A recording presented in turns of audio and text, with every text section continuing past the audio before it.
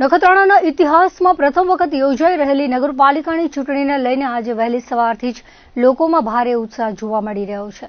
સવારના 7 વાગ્યાથી નગરપાલિકાના તમામ 7 વોર્ડના 22 બૂથો પર મતદાન પ્રક્રિયાનો શાંતિપૂર્ણ પ્રારંભ થયો છે. સવારે 7 થી 11 વાગ્યા સુધીના અરસામાં નીરસ માહોલ વચ્ચે માત્ર 22.10% મતદાન થયું હતું. આ ચૂંટણીમાં નગરપાલિકાના 7 વોર્ડની 26 બેઠકો માટે ભાજપ, કોંગ્રેસ, આપ અને અપક્ષ મળીને કુલ 55 ઉમેદવારો મેદાનમાં છે. ચૂંટણી તંત્ર અને પોલીસ વિભાગ દ્વારા 14 લોકેશન પરના 22 બૂથો પર જડ 2 કલાક સુરક્ષા વ્યવસ્થા ગોઠવવામાં આવી છે.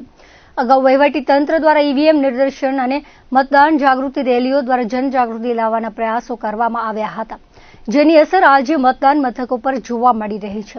પ્રાંત અધિકારી અને ચૂંટણી અધિકારીના માર્ગદર્શન હેઠળ ઝોનલ ઓફિસરો સતત મોનિટરિંગ કરી રહ્યા છે. આજે સાંજે 6 વાગ્યા સુધીમાં ઈવીએમમાં કેદ થયેલા મતોની ગણતરી આગામી 28 એપ્રિલના રોજ હાથ ધરવામાં આવશે અને ત્યારે જ નખત્રાણાના પ્રથમ કાઉન્સિલરોનું ચિત્ર સ્પષ્ટ થશે. તો બીજી તરફ હરિયાળા તાલુકામાં ઉનાળુ અસર એ હદે વ્યાપક બની છે કે વાડી વિસ્તારથી ઘેરાયેલો માગપર પંથકમાં નખત્રાણા તાલુકામાં 41 ડિગ્રી તાપ સાથે ગ્રામીણ જનજીવન સવાર તો પડતી જ નથી, સીધી બપોર ભાસે તેવા તાપમાન સાથે આજે રવિવારે લોકશાહી પર્વનો ધમાકેદાર પ્રારંભ થયો હતો. સવારે 11 વાગ્યા સુધી 30.46% મતદાન નોંધાયું હતું.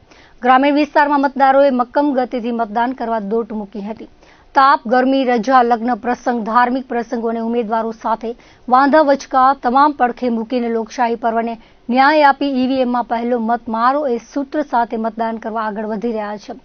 પ્રથમ 2 કલાક દરમિયાન 8.25% મતદાન નોંધાયું હતું.